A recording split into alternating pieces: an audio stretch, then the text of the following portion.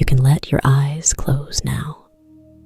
There is nowhere you need to be, nothing you need to remember, nothing waiting for your attention at the edges of this moment. Whatever the day brought you, whatever it asked of you, whatever it left unfinished, you can set it down here, gently, the way you might set down a bag you have been carrying a long time without noticing the weight. Let your shoulders drop a little. Let your jaw loosen. Let the back of your neck find the softness it has been looking for all day.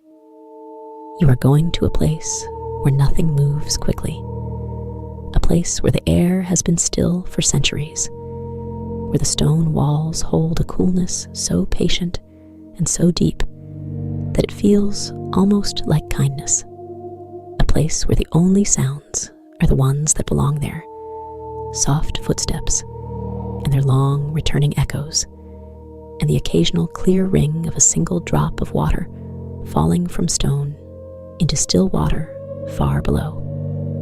There's nothing to be afraid of here. There's nothing to solve. There's only the lantern's amber light and the vaulted ceilings arching overhead, and the dark water lying so perfectly still that it holds the whole world in reflection.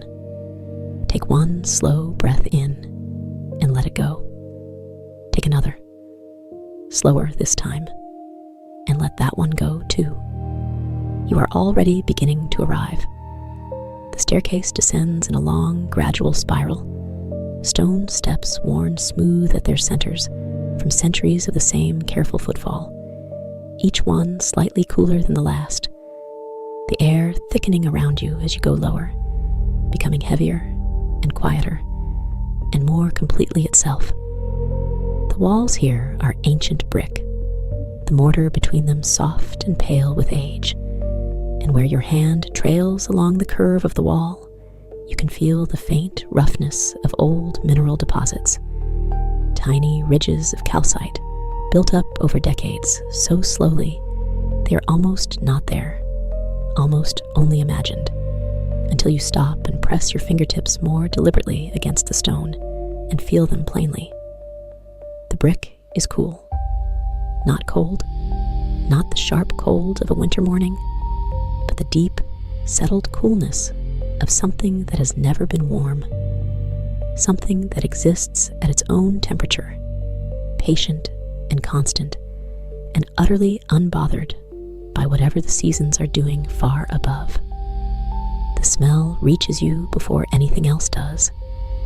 It arrives the way smells do in still places, not as a wave, but as a gradual accumulation, a growing awareness, as though the air itself has been quietly informing you of something you are only now choosing to notice. It is the smell of cold mineral stone, a faint iron note underneath, like old pipes left to themselves in dark rooms, and beneath that, or perhaps woven through it, the very slight waxiness of a lantern wick that has been burning for a while, that particular warm and intimate smell that belongs only to flame. These smells do not compete with each other. They settle together the way old things do, having long since made their peace with sharing the same air. At the bottom of the stairs, there's a low archway, its keystone dark with age, and beyond it, the first chamber opens. You step through, and the space expands around you in a way that your eyes take a moment to believe. The ceiling rises in a barrel vault of old brick, each course laid in a long, patient arc overhead, and in the amber light of the lantern, those bricks glow with a warmth that seems almost to breathe, the light moving so gently, so nearly not moving at all, that what you see is less a flicker than a slow pulse, the way firelight behaves when there is no wind anywhere in the world to influence it. The vault stretches ahead of you into the middle distance, and then the dark takes over, and you can feel the space continuing beyond what the lantern can illuminate.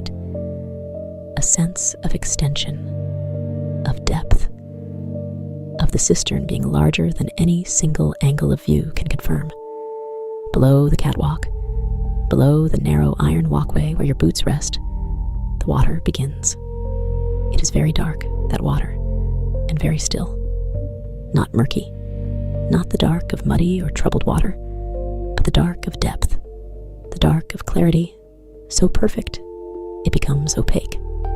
Where the lantern's light reaches the surface, you can see the reflection of the vault above, brick for brick, arch for arch, reproduced in the water with a fidelity that is almost unsettling in how complete it is.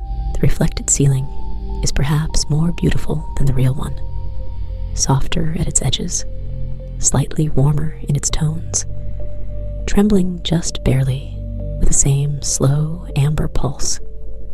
Looking down at it is like looking up.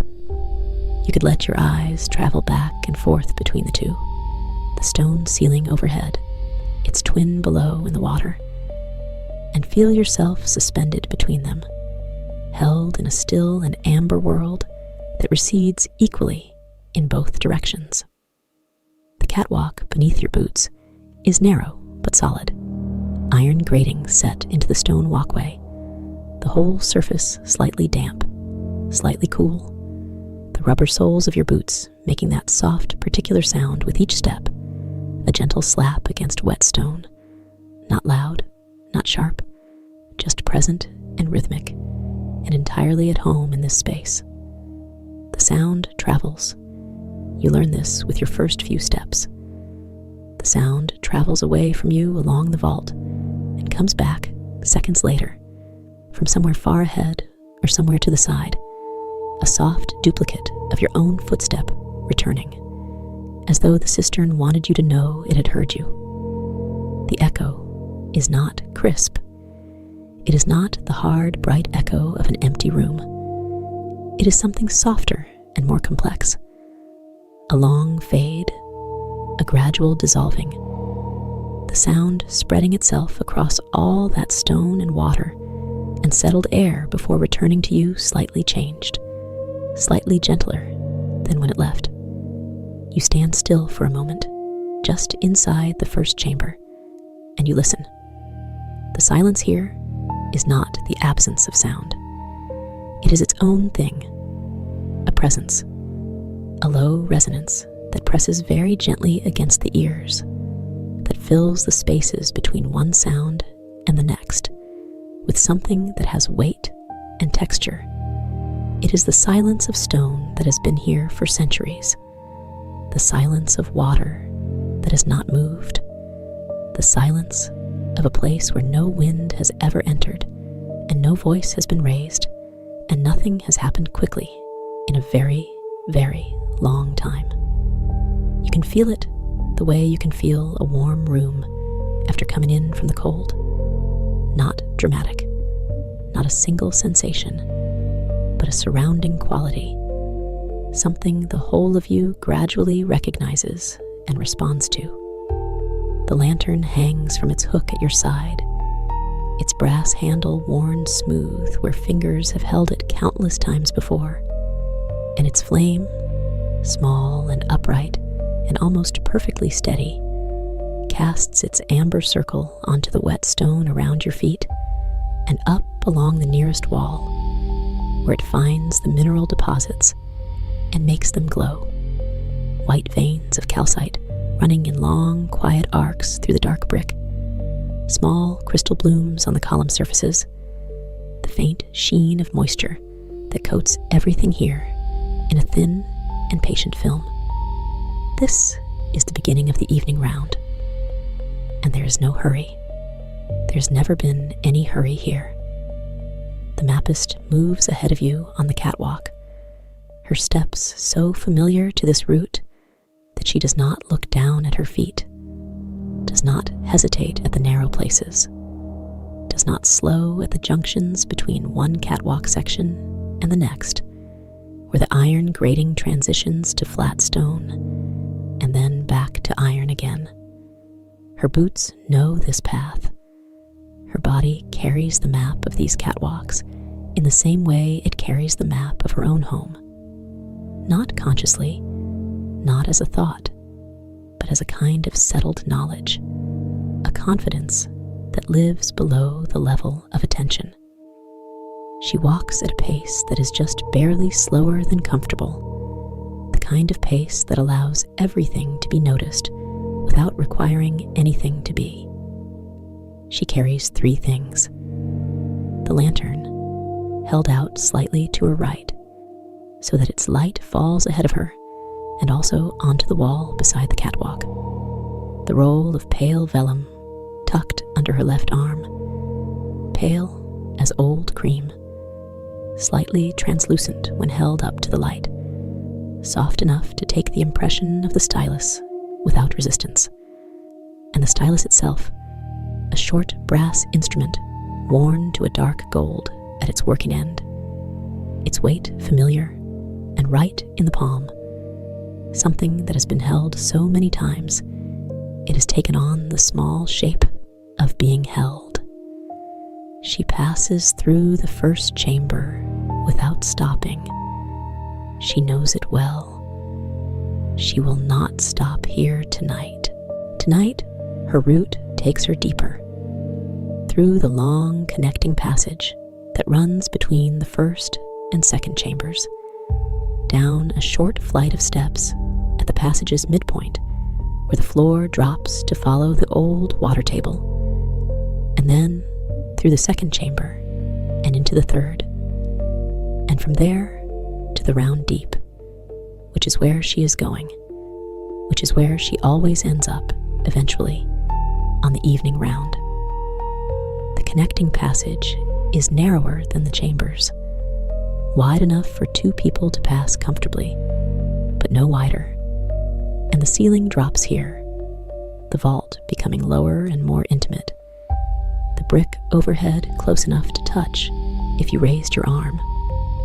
The smell of cold mineral stone is stronger here, the air denser and more completely still, and the lantern's light fills the passage more completely, bouncing between the 2 walls and the low ceiling and the floor, and returning from all of them at once, so that the amber glow seems to come from everywhere and nowhere, seems to be the quality of the air itself rather than the product of a single small flame.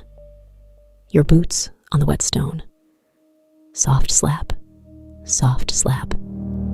and then, a few seconds later, soft slap, from the far end of the passage, or perhaps from some chamber beyond it, the echo returning like a patient reminder that you are here and the stone has heard you.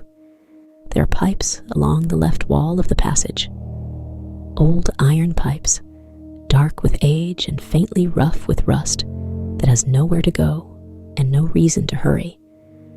Pipes that have not carried water in a long time, but remain here as part of the structure, as part of the record of what this place once was and what it became. They contribute that faint iron note to the smell of the air, not unpleasant, not intrusive, just present, just part of the particular character of this underground world. You can feel the coolness radiating from them when you pass close, the metal holding a cold that is different from the cold of the stone, sharper somehow, more metallic in its character, a cold that feels old and dry even here, where everything is slightly damp. The short staircase at the passage's midpoint is only 7 steps, but each one takes you perceptibly deeper, and with each step, the air changes. Not dramatically, not in a way you could easily describe, but perceptibly, the way water feels different at different depths, the pressure and the temperature, and something harder to name, shifting beneath your perception as you descend. The 7th step deposits you onto a wider section of catwalk, and here, for a moment, the ceiling rises again, the passage briefly vaulting upward before the entrance to the second chamber presents itself, Another low archway, another keystone darkened with age, another invitation to step through into the opening space beyond. The second chamber is longer than the first and slightly narrower, its vault a little lower, and it runs at a slight angle from the passage, so that when you enter and look ahead, you are looking not straight down its length, but along a gentle diagonal that makes the far wall seem to arrive from slightly to the left. The water here is the same absolute stillness, the same deep, quiet dark, the same perfect mirror of the vault above, but the reflection here is narrower, more elongated, and the amber light reaches less far across the surface, leaving more of the water in the soft dark at the chamber's edges. Along the walls, at roughly eye level, there are marks, small, careful marks made in pale ink on the brick itself, numbered and dated in a hand that is neat and unhurried, each one indicating where a measurement was taken, where the progress of the mineral bloom was noted, where the slow geological record of the cistern has been read and transcribed onto vellum. The Mappist pauses here. She lifts the lantern and holds it closer to the eastern wall, the right-hand wall, as you face the far end of the chamber, and she looks at the brick with the same quality of attention she always brings, not searching, not hunting for something specific, but simply open, simply present, letting whatever is there present itself to her awareness without her having to go looking for it.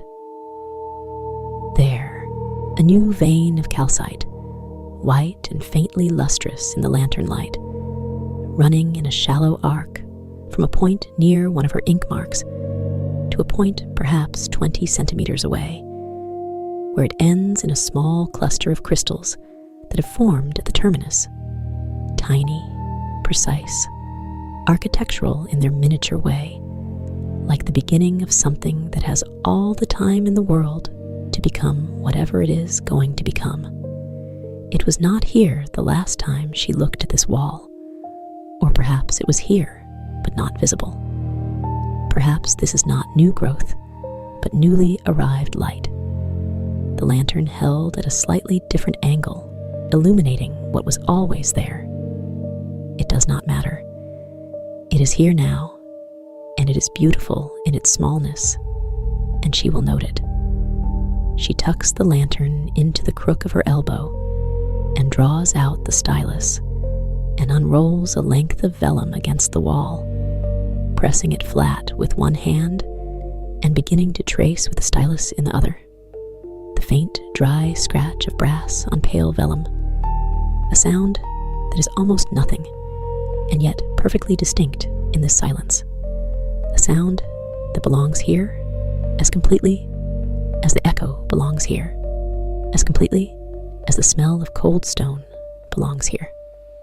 The stylus follows the arc of the calcite vein with the same patience the calcite used to lay itself down. Slowly, carefully, not rushing the turn of the arc, not skipping ahead to the crystal cluster at the end, but arriving there in time, as the arc itself arrived there in time, over years. She straightens.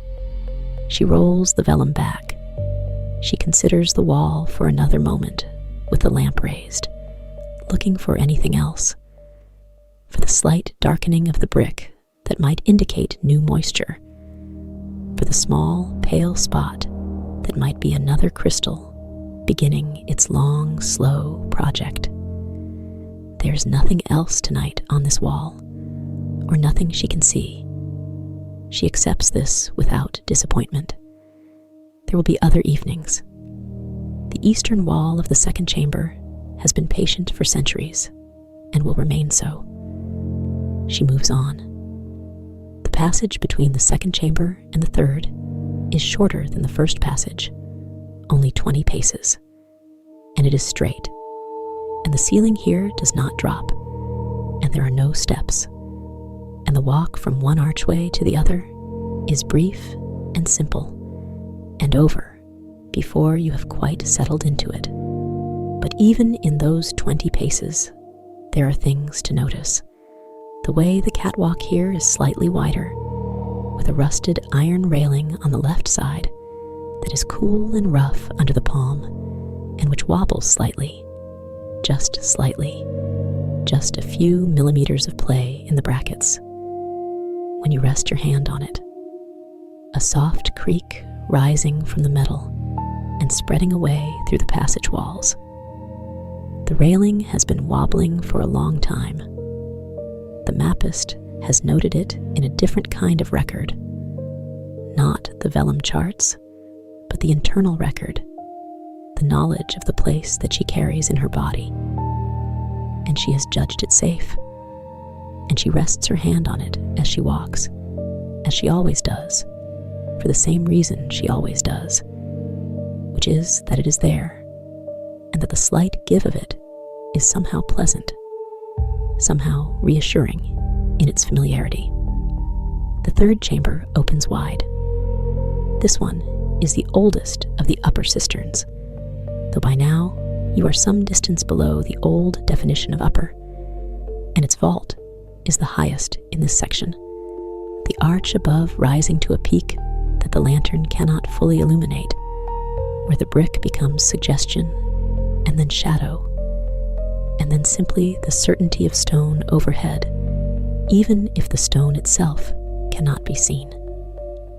The columns here are thick, round pillars of ancient brick placed in 2 rows that run the length of the chamber, dividing the space into 3 aisles, the central aisle widest, and with the catwalk running along it, the 2 side aisles narrower and accessible only to the Mappist's careful measuring gaze and the reach of the lantern.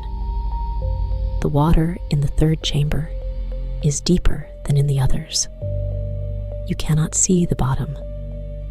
Not that you could see the bottom in any of the cisterns, where the water is ancient and dark. But here, you have a stronger sense of it, a sense that the darkness below the surface goes further, that more water lies beneath you than in any other chamber you have passed through. The reflection of the high vault in this water is the most complete reflection of any chamber. The barrel arch reproduced in its full height, the 2 rows of columns shown in duplicate below the surface, the lantern's amber point doubled and held in the still mirror with perfect fidelity, so that there are for a moment 2 lanterns, 2 Mappists, the whole small scene of the evening round occurring above the water and below it simultaneously. She stops at the 3rd column from the left. She stops because she always stops here, because something about the 3rd column from the left has been gently commanding her attention for the better part of 6 months, as a very slow change works its way across the stone.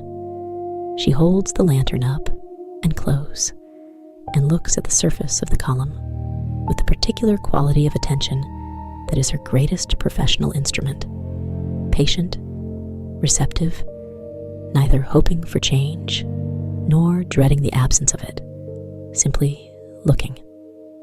There is the bloom, a salt crystal formation, beginning at a point about chest high on the column and spreading upward and slightly to the left, in a pattern that has no urgency and no drama, but which has, over the months of her observation, become one of her favorite things in the cistern to watch.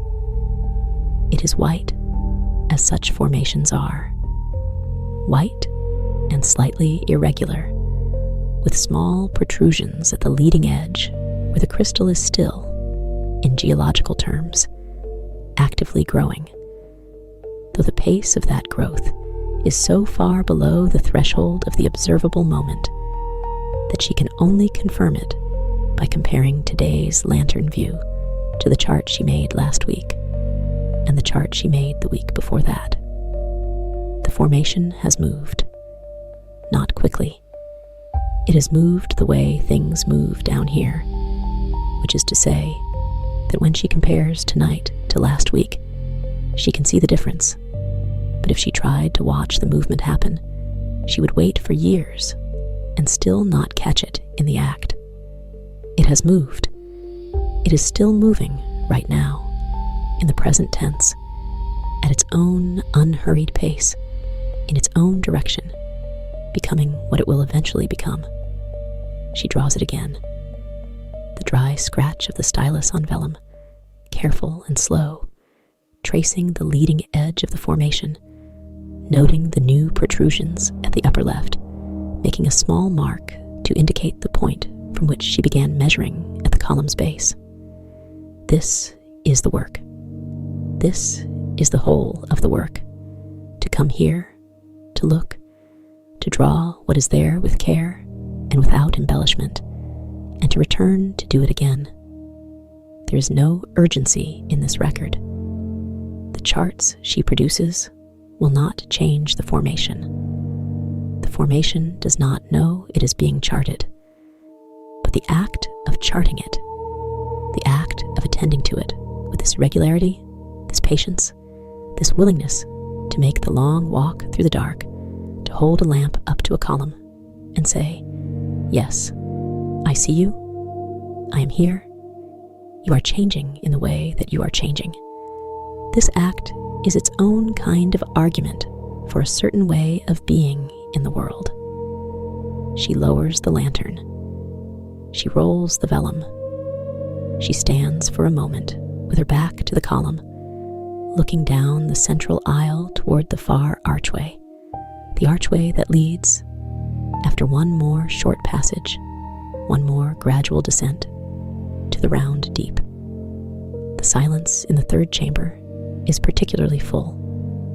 The high vault collects it and holds it the way a bowl holds water, and the stillness of the water below contributes its own quality to the overall silence, so that what presses gently against the ears here is richer and more complete than in the passage, more dimensional.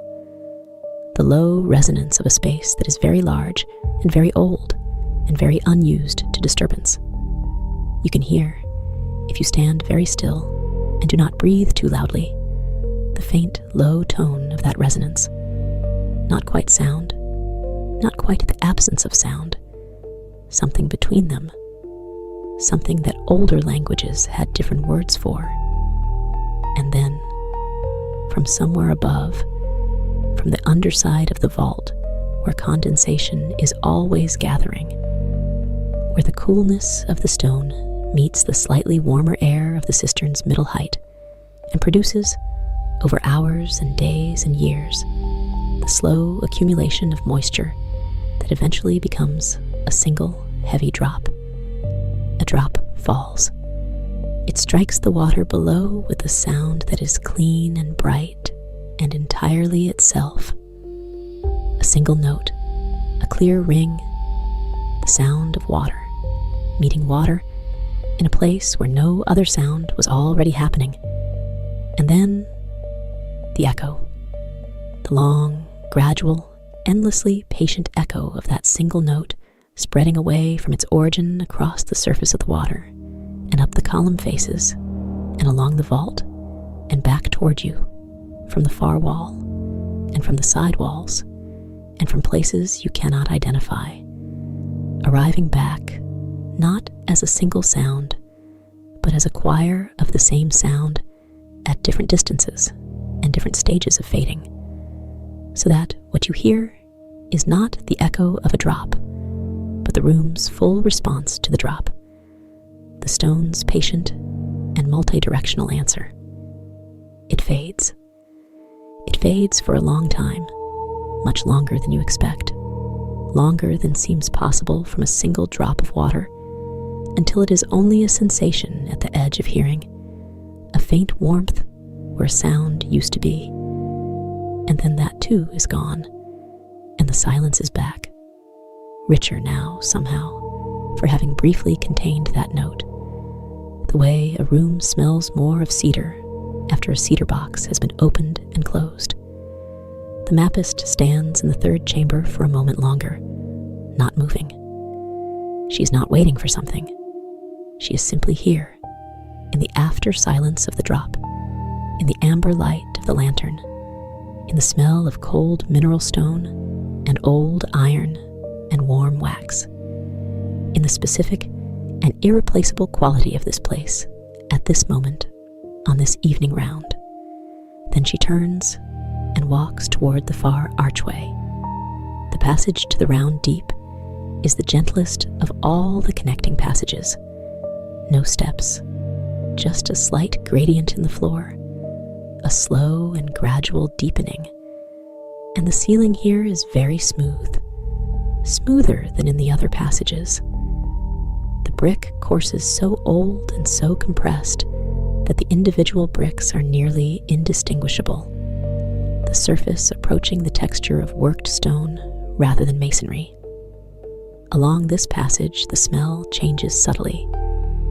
There is still the cold mineral note, still the iron note, but they have softened, and what comes forward is a slightly different quality, something almost earthy, something that speaks of the water being close on both sides here, the cisterns narrowing around this corridor, so that you are walking through a kind of isthmus between two bodies of still water. The air is very cool here, very still, very close, not oppressively so, not tight or anxious, but intimate, the way certain rooms in old houses are intimate, the way spaces that have held quiet human occupation for a long time eventually come to feel like the architecture of rest itself. And then the passage opens, and you are in the round deep. The round deep is different from the other chambers. Every other cistern in this network is rectangular, or very nearly so, long and barrel vaulted, their proportions the proportions of an ancient and practical mind solving the problem of how to hold water below a city. But the round deep is circular.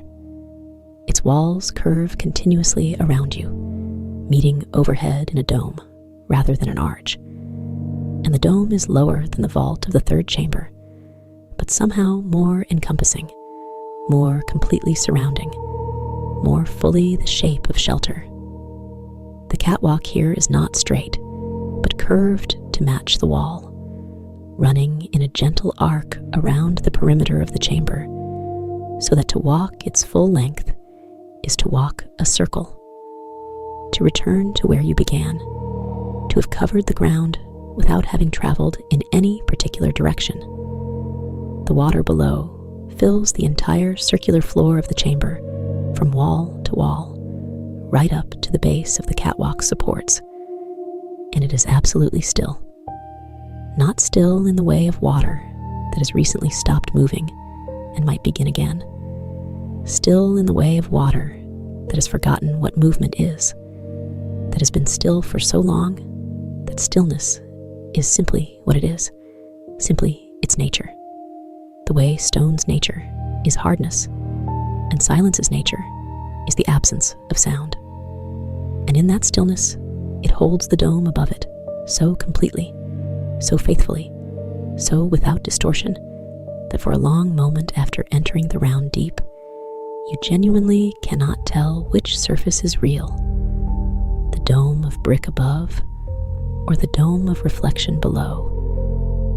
Whether you are standing above the water, looking down at a ceiling, or standing below the water, looking up at one. The lantern's flame is a single point of amber in this room, and its reflection is a single point of amber in the water. And between them, between the real flame and the reflected flame, is the Mappist. And between the Mappist and the Mappist's reflection is the whole of the round deep, the whole of the still water, the whole of the circular space with its curved walls and its dome of ancient brick, its smell of cold mineral stone and faint iron and warm wax, its weight of old silence pressing gently from all directions at once. She walks the first arc of the catwalk slowly, the rubber soles of her boots soft against the wet stone, the sound traveling away from her and curving. You can almost hear it curving along the walls of the chamber, returning to her, not from straight ahead or straight behind, but from a point along the arc that she cannot precisely identify, the echo of her own footstep, arriving from the left or from the right, depending on the angle of the wall. At the moment, it returns, so that her steps seem to multiply, seem to become the steps of a quiet crowd walking the same circle at the same gentle pace, all of them keeping their own counsel, all of them untroubled and unhurried and going nowhere in particular. She stops at the place she always stops, a point on the catwalk that is, she has determined by careful measurement, exactly due south of the chamber's center, though due south is a concept that loses some of its meaning down here, where the compass points exist, but the surface world that gives them significance does not.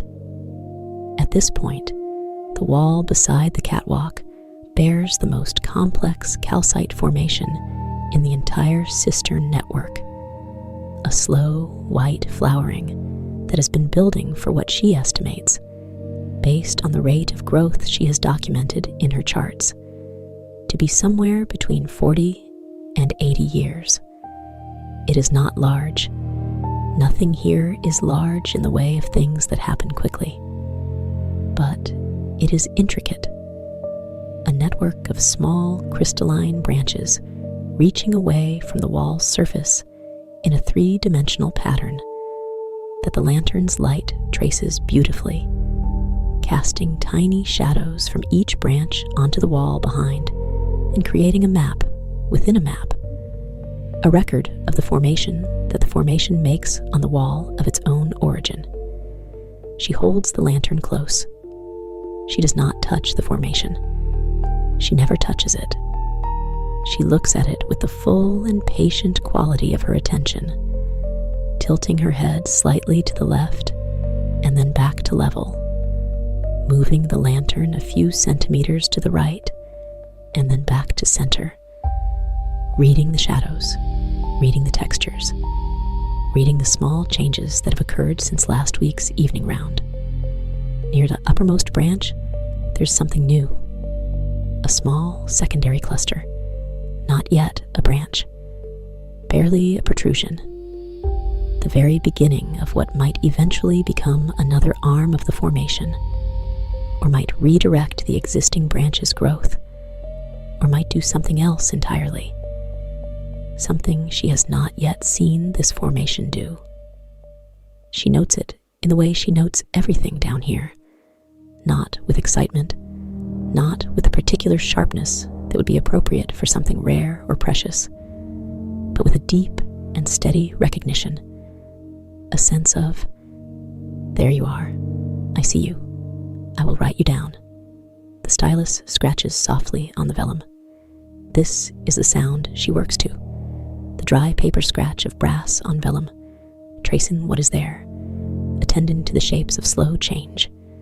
The sound echoes here too, but differently than footsteps echo. The scratch is higher and more complex in its frequencies, and the dome receives it and returns it as a soft sibilance, a gentle surrounding suggestion of the sound rather than a clear echo, as though the room is whispering the sound back to itself. She works for a while.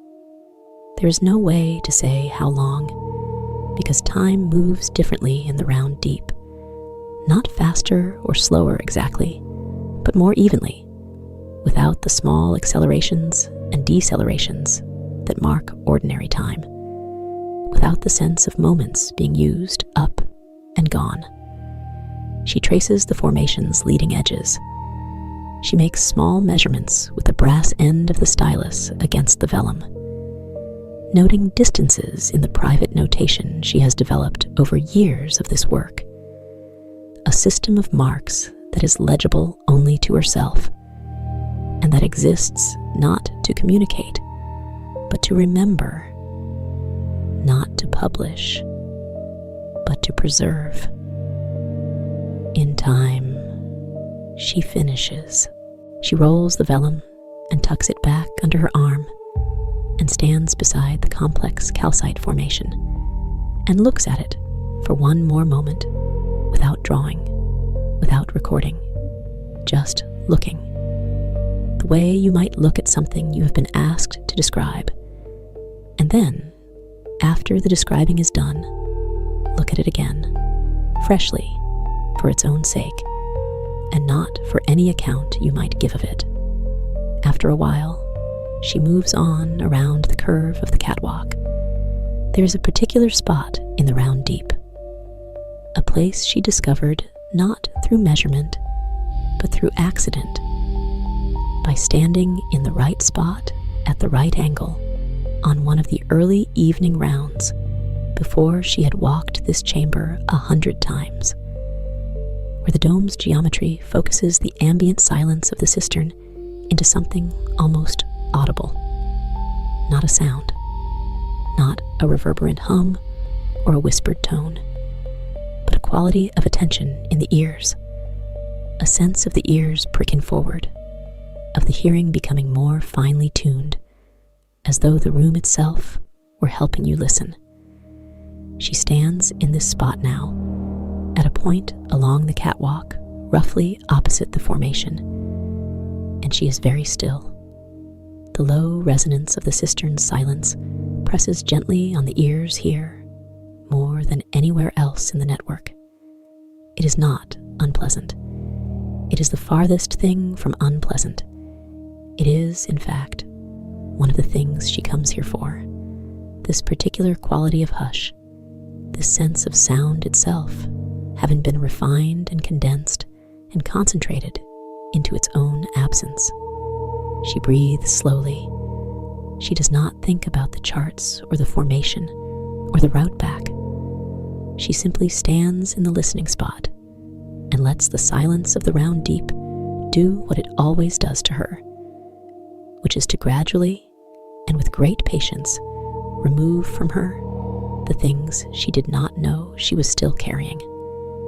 The smell of cold mineral stone, the warm wax smell of the lantern wick, the amber light moving in its nearly imperceptible pulse across the curve of the domed ceiling and the curve of the wall and the absolutely still surface of the water.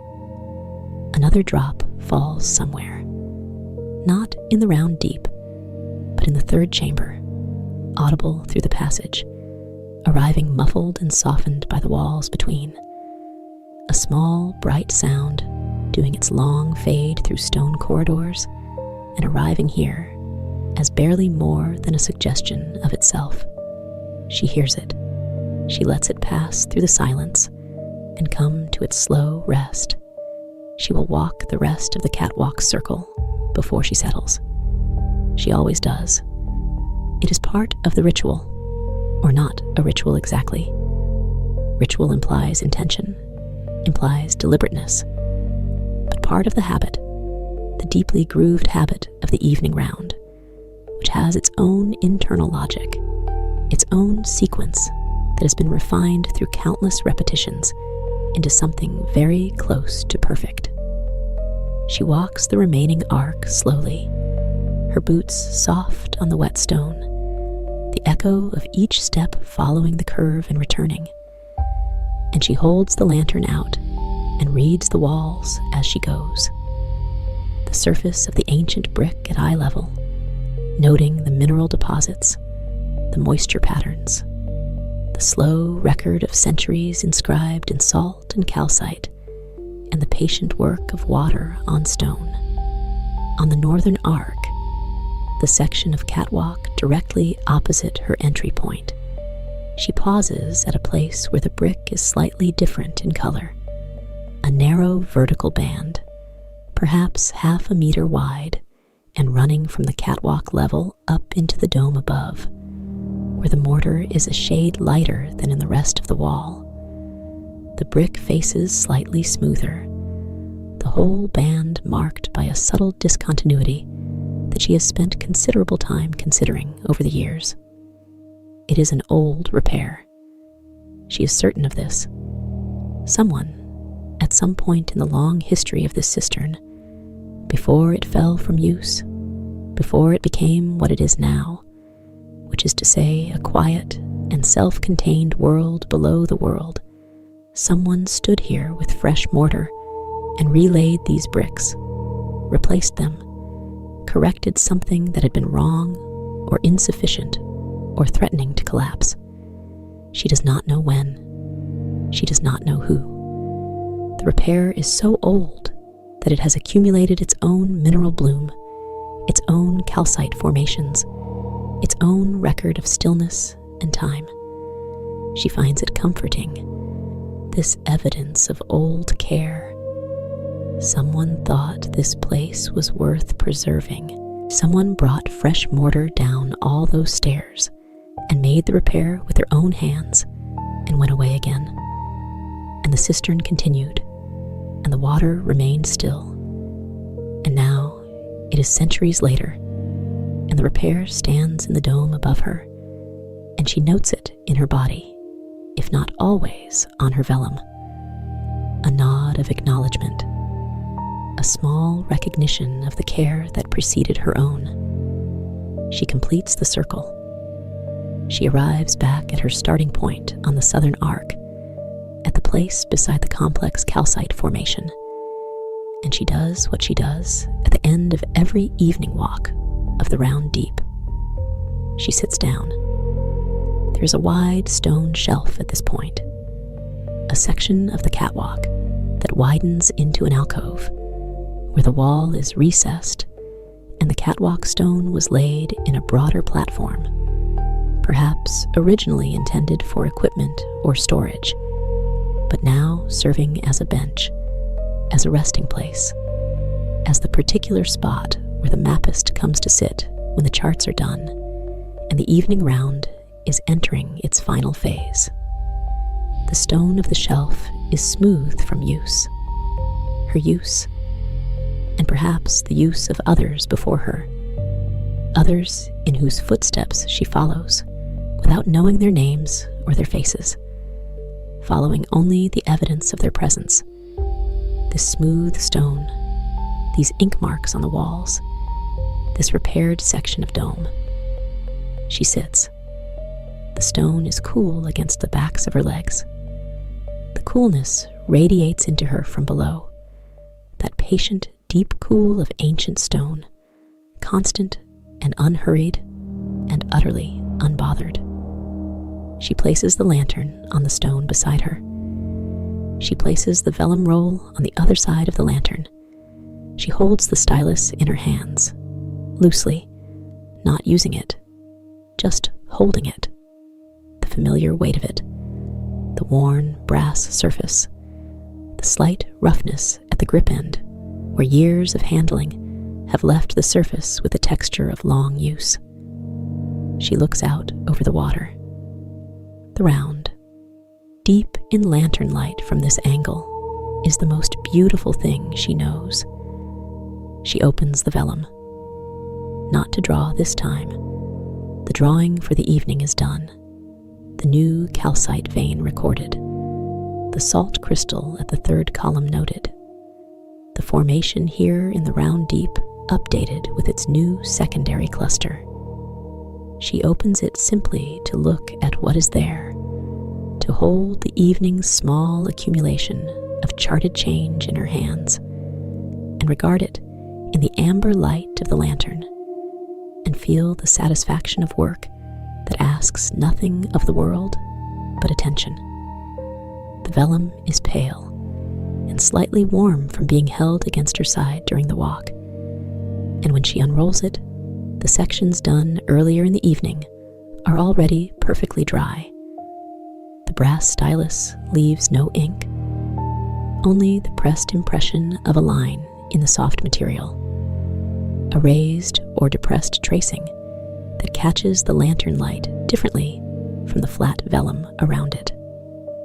To read the charts, you have to tilt the vellum, have to let the light skim across the surface at an angle so that the pressed lines become visible as the shadows they cast, as the small reliefs they make in the material. She tilts it now, and the chamber she passed through earlier appears. The eastern wall of the second cistern, with its new calcite vein running in its gentle arc, and the cluster of crystals at the terminus rendered as a small bundle of pressed marks, and the measurements she has made in her private notation arranged around the edges of the drawing like a quiet and companionable annotation. The dry scratch of the stylus on vellum, she thinks, or perhaps does not think so much as feel, is a sound that satisfies something very deep in her, something that exists below the level of professional investment, something that would be just as satisfied by the scratch of a stick on wet sand, by the making of any careful mark that preserves for even a little while what was true at a given moment. The mineral formations do not need to be documented. They would continue their slow arithmetic regardless. But the documentation, the act of sitting in the amber light in the round deep and pressing the shape of what is there into soft, pale vellum, feels necessary in a way that is not about utility. It feels like presence. It feels like the specific form that care takes in a place like this, a place that does not call for grand gestures or urgent remediation, but only for regular, patient, unhurried notice. She works her way through the previous week's charts as well, comparing tonight's drawings to last week's, holding the two sections of vellum up together and tilting them so that the lantern light reveals both sets of impressions simultaneously, looking for the differences, for the evidence of change. The eastern wall, change. Small, slow, real. The column in the third chamber, change. Equally small, equally slow, equally real. The formation here in the round deep, change. Always change. Always this same quality of change. Imperceptible in any single moment. Indisputable across the accumulated record. This is what the cisterns have to teach, if they have anything to teach, which perhaps they do not. Perhaps they are simply themselves, simply beautiful and still and old.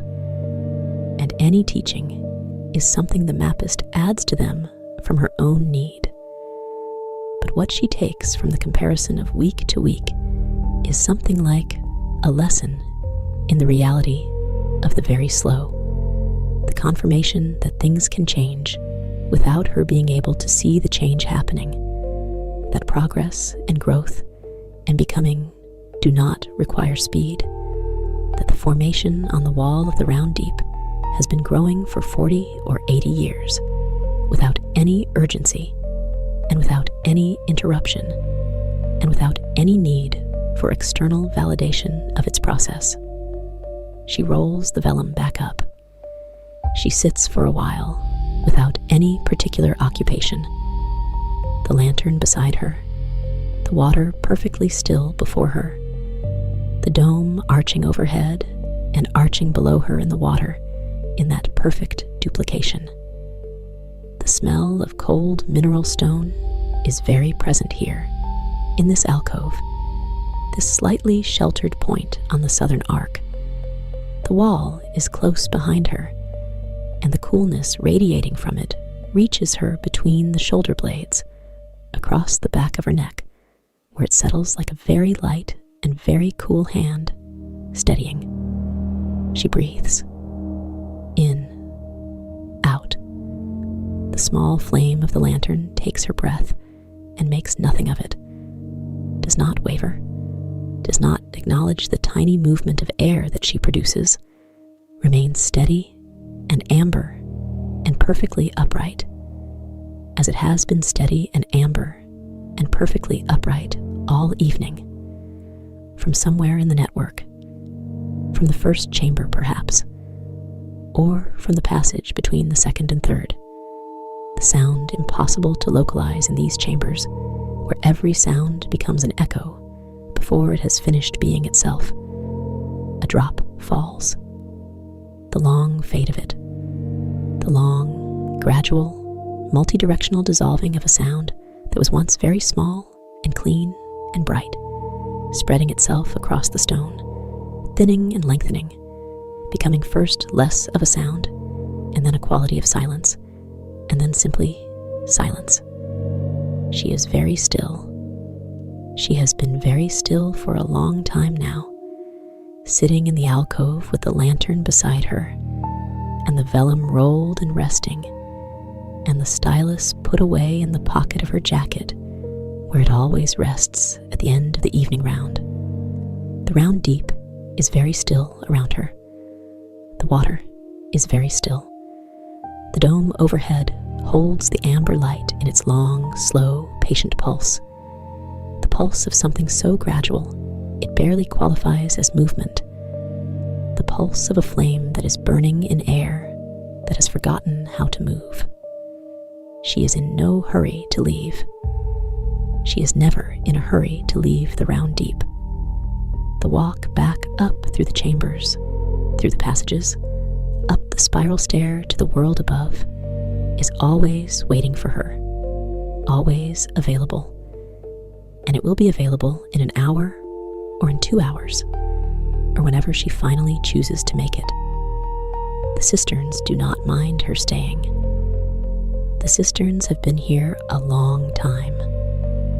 They are very good at accommodating the presence of someone who is simply sitting and breathing and being quietly here, not asking anything of the place, not needing anything from it beyond what it already gives, simply by being itself.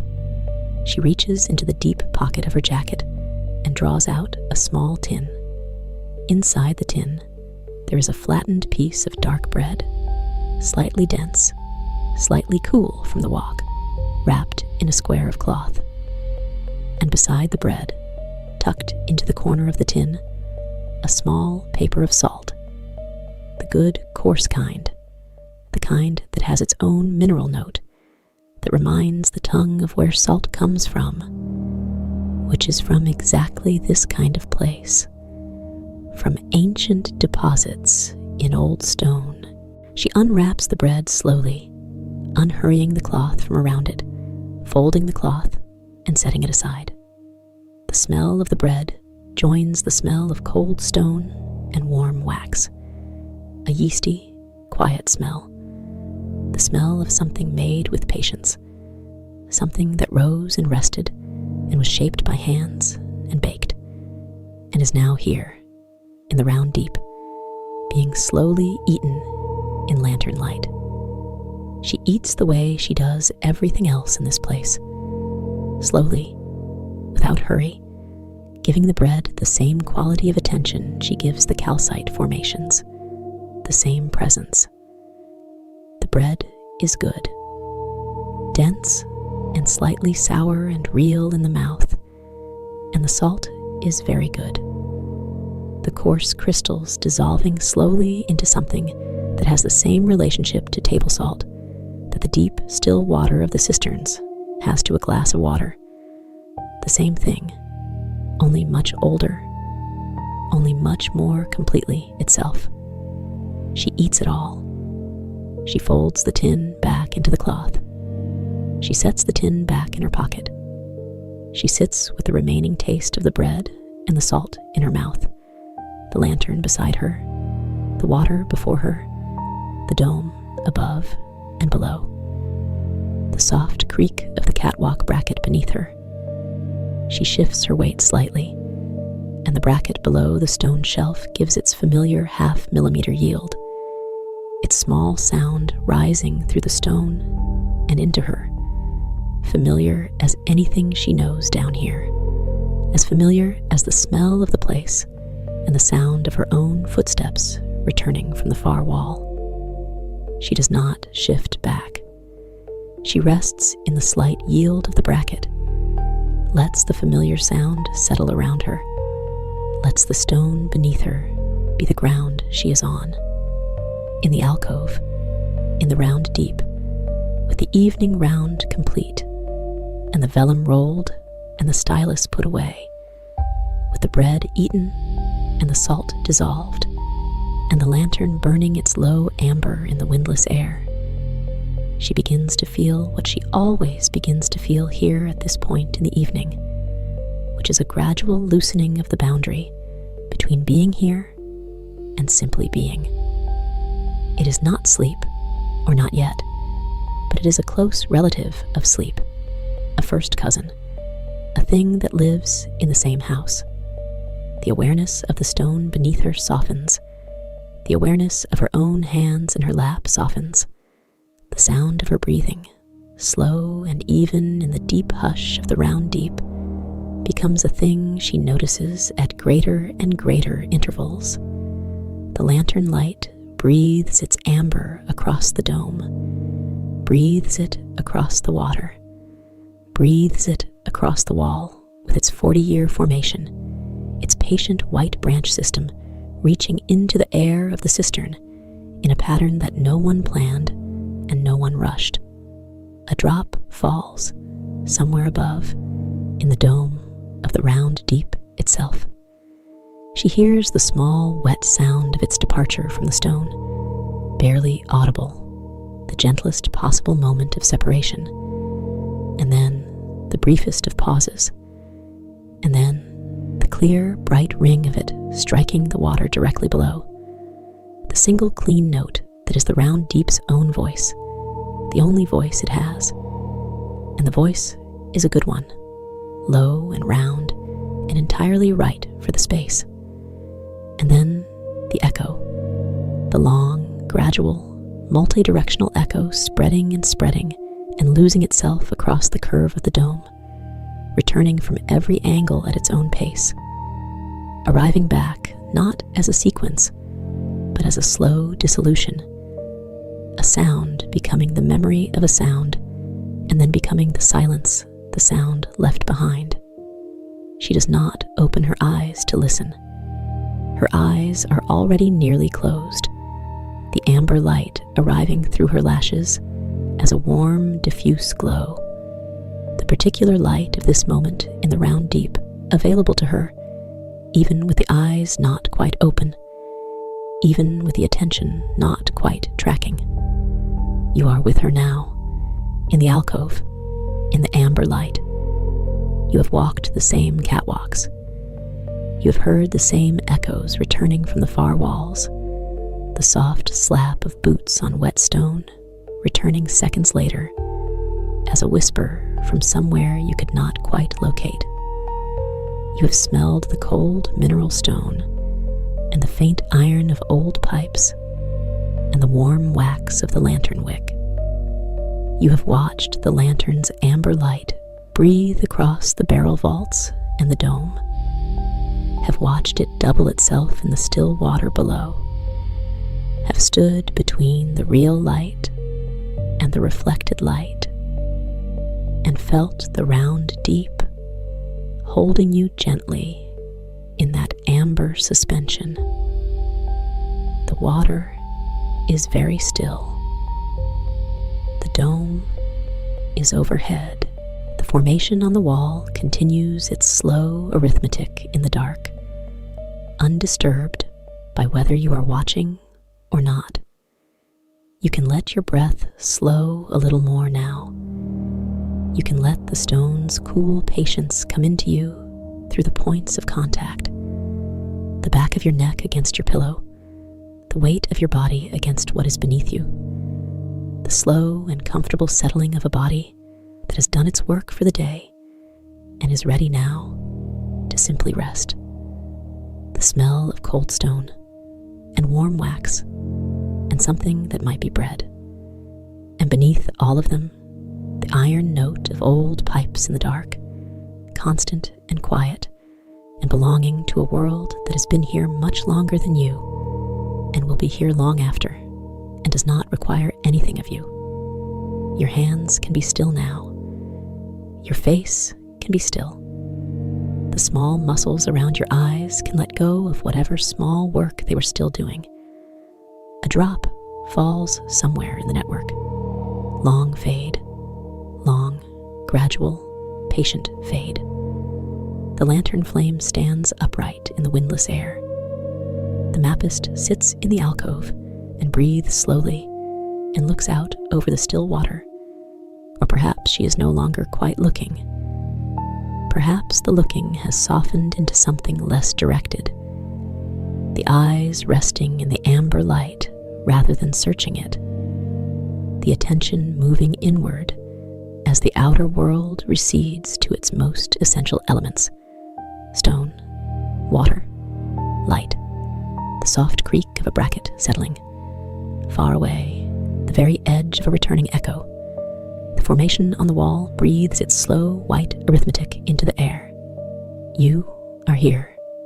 You are in the round deep, in the amber light, on a cool stone, in a deep and patient silence that presses very gently on the ears, like the presence of something very old and very unhurried and very much at peace. Your breath. In, out, in. The water holds the ceiling. The ceiling holds the dome. The dome holds the light. A drop. Long fade. Silence. The lantern. The vellum, rolled and resting. The stylus, put away. The smell of stone. The warmth of wax. The soft slap of a footstep in a distant passage. Very faint, very far, returning, already dissolving. Gone. Stone. Water. Light. Silence. You are very still now. The cistern is very still. The water is very, very still. The amber light breathes, breathes, breathes. The formation grows very slowly in the dark. The water holds the dome, and you are here, and there is nothing you need to do. And the echo of the last sound you heard is still slowly, gently fading, thinning, becoming less a sound and more the space where a sound was, becoming the warm and particular silence of the round deep at the end of the evening round, becoming something you are simply resting in, simply held by, simply here and quiet and still and warm and going very gently, very gradually, very naturally, down and down and down into the deep, still water